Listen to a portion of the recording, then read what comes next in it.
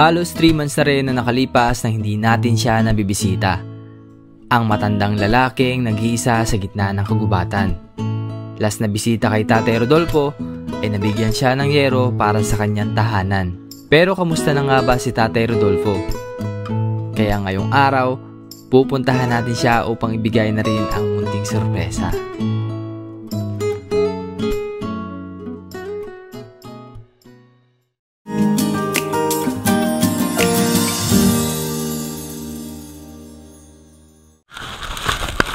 Papunta po kami kina Tatay Rodolfo para kamustahin at bigyan ng ayuda na sa ganun po ay kahit paano po ay makatulong tayo sa kanya kasi siya lang po mag-isa doon at ang tanging hanap buhay niya lang po ay paggawa lang po ng walis.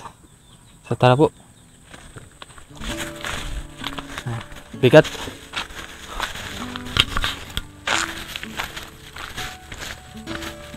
So si Tatay Rodolfo po yung binigyan po ng hero. Kasi hindi na mo siya pwedeng paggawa ng bahay dahil nakikitirikan lang po siya. Kaya hero po yung ating na-donate. Yan. Sa pangunguna po ni Ma'am Betty. Siya po yung nag-donate nagbigay po ng hero.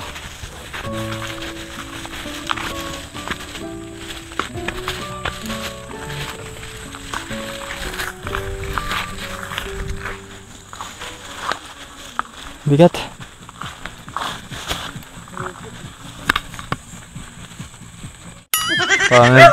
Parang nasa iwata si Tatay Rodolfo din sa loob ng bahay niya.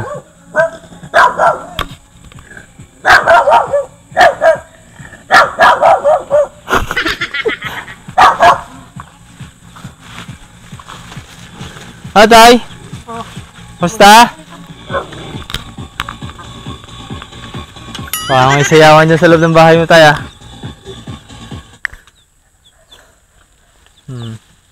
Napakasimple lang ang buhay ng Tatay Rodolfo dito, no? Tahimik. Kung ano man yung gusto niyang gawin din sa kanyang paligid, magtatanim. Ba, naputi na Tatay yung mga ano mo? Oo. Tanim mo? Wala ko na. Ha? Wala ko na. Bakit Okay. kaya lang kayo? Ay, napabisita lang at para kamusta ka? Wala nga rin ko na. Ha? Wala nga rin budget. Walang budget. Paano ang pagkain mo? Ay, Din pa rin sa mga tanim mo. mga ganyan pa rin. Kamusta naman ang buhay mo din Mabuti naman. Ay, si misis mo? Ay, hindi naman. Nandun sa hukwan. Dito kasi. Pero kailan umuwi? Ha? Kailan umuwi? Isang araw pa. Ano lang din, parang naabutan ko lagi. Ikaw lagi, ano? Hindi ko pa kasi na abutan na dito po yung asawa niya. So, lagi pong naiwan si Tatay at yun, nagtatrabaho daw, sabi ni Tatay. Trabaho nagkakarangkuhan. Ng manok. nag-aalaga. Mga 45 days. Ikaw musta naman? May ulam ka pa? Ay, wala man akong ulam. Kuhan, yung tawag doon, suka ang ulam ko. Suka! Suka. Tapos, kanin. Suka daw ang ulam ni Tatay. Hindi, asim lang nun. Ay, may konti naman kuhan. Toyo. Oo. Parang ano, toyo suka. Ito, meron akong dala sa iyo. Chicken.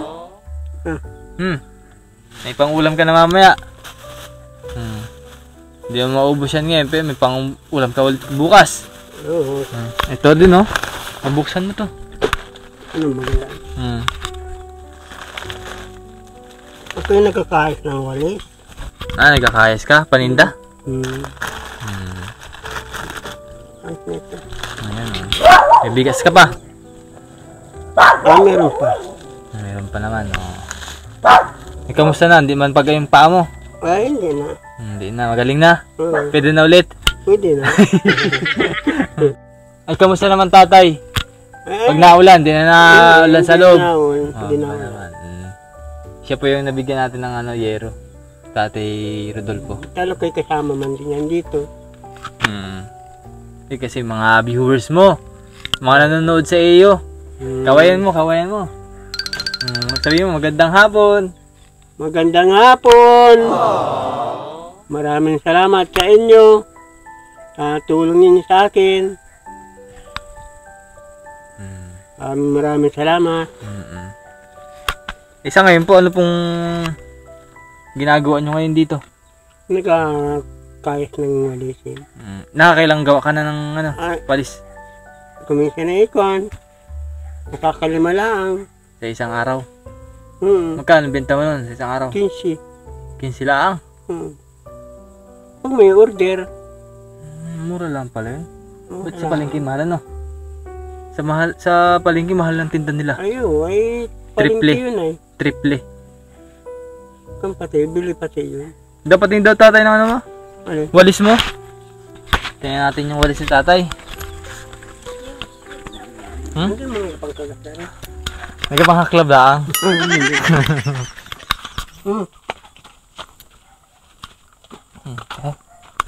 Nagpangamulaan. Ito pala yung walis na gawin tatay oh. Ay, manuwalis oh. Magkano ba sa palengke yan? 45 o 50? Ito yung gawa ni tatay.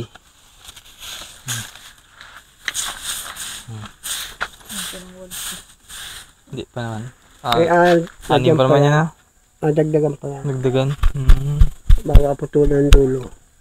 Ayan. So ito yung pinagkakaabalahan ng tatay ngayon. Paggawa ng walis. Isa sa pinagkakakitaan niya. At yan po yung taniman ni Tatay Rodolfo. Yung kanyang talbos ng kamote. Dami niyang tanim dyan. Yan ay kuwan.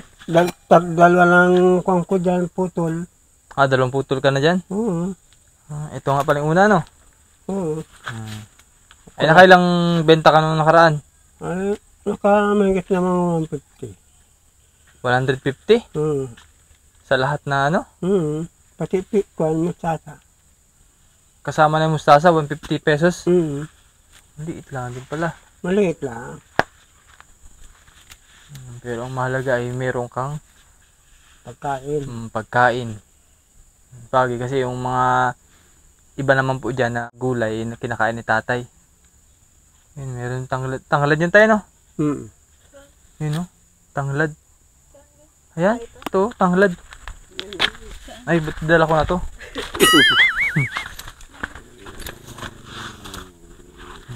Tanglad yun. Ay, mabili kami tay. Para may benta ikaw, mabili kami tanglad. Tanglad. Ito. Ha? Ay, nabenta mo ata yan eh. Bago mo yung kuwan. Yung pinakang ugat. Yung ganito ay, yung maliliit.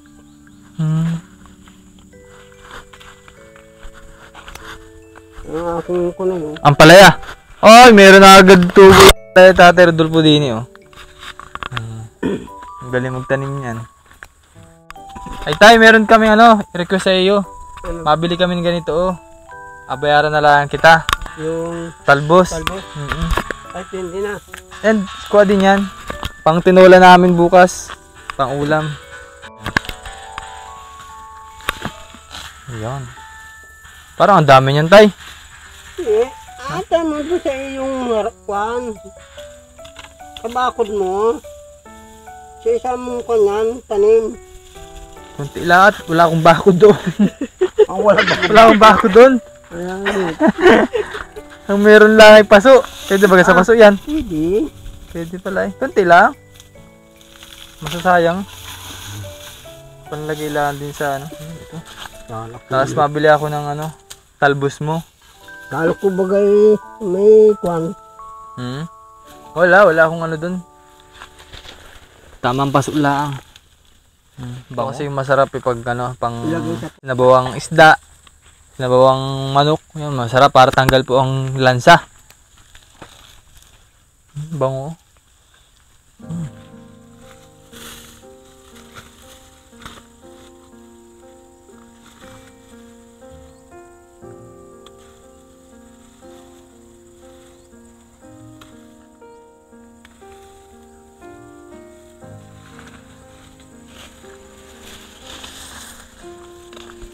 Sarap pa naman yan, lalagyan lang ng kalamansi tayo no?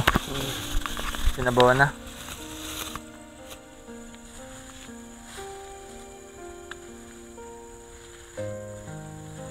Nanguha na dito ay.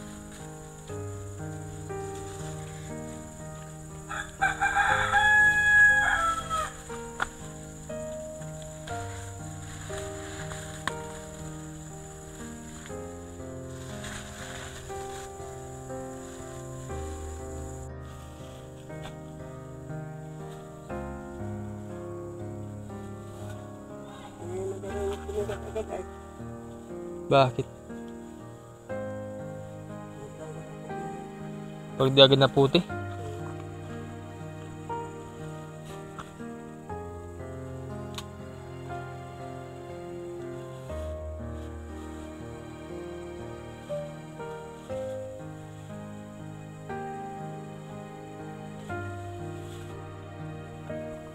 Okay na po yan, tay.